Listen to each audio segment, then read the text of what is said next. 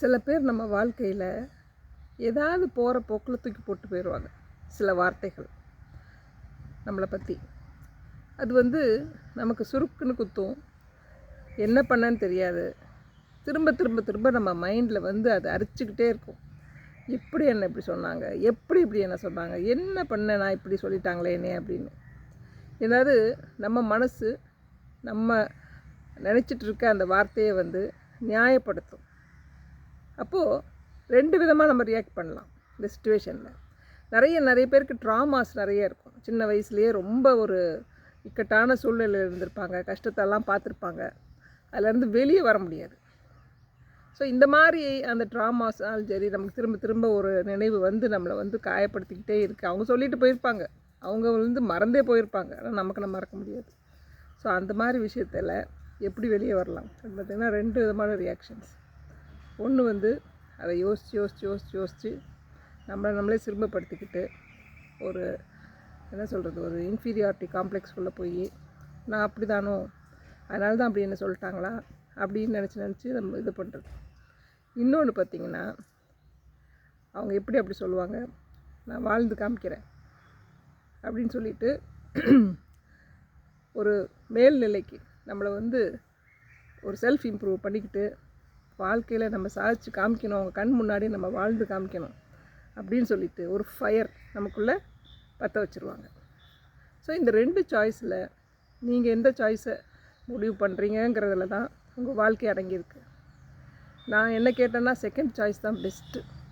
ஏன்னா நாமே யாரோ ஒருத்தர் சொன்னதை கேட்டு அதை நிஜப்படுத்திட்டோம் பார்த்திங்களா லைஃப்பில். அப்போவே நம்ம தோந்து போயிட்டோம். அவங்க ஒன்று சொன்னாங்கன்னா அப்படி நான் கிடையாது, நான் யாருன்னு காமிக்கிறேன் பாரு அப்படின்னு சொல்லிவிட்டு நம்ம லைஃப்பில் வாழ்ந்து காமிக்கிறோம் பார்த்திங்களா, அதுதான் அவங்களுக்கு சரியான ஒரு சாட்டையடி. இன்னொரு விஷயமும் இருக்குது. நம்ம ஒருத்தர் ஒன்று சொல்லிட்டாங்கன்னா நிறைய பேர் சொல்லுவாங்க, சொல்லிட்டான்னா அதை மறந்துடு, அவளை மன்னிச்சிரு அப்படின்லாம் சொல்லுவாங்க. மன்னிக்கலாம், ஆங்கிலத்தில் ஃபர்கிவ்னு சொல்கிறோம். மன்னிக்கிறது எதுக்காக மன்னிக்கணும்? அவங்க சொன்னது சரி அப்படின்னு சொல்லுவது. நமக்கு மன்னிக்கணும்னு சொன்னோடனே நமக்கு தோணும், அப்போ அவள் சொன்னது சரியா, அது ஏன் நான் மன்னிக்கணும், மன்னிச்சா சரியாக போயிடுமா அப்படின்லாம். அப்படி இல்லை. நீங்கள் மன்னிக்கிறதன் மூலமாக உங்களுக்கு நீங்கள் சொல்லிக்கிறீங்க, அவள் சொன்னது தப்பு, போயிட்டு போகிறா, நான் அப்படி கிடையாது, அவள் மன்னிச்சிடுறேன் அப்படின்னு சொல்கிற மாதிரி அது.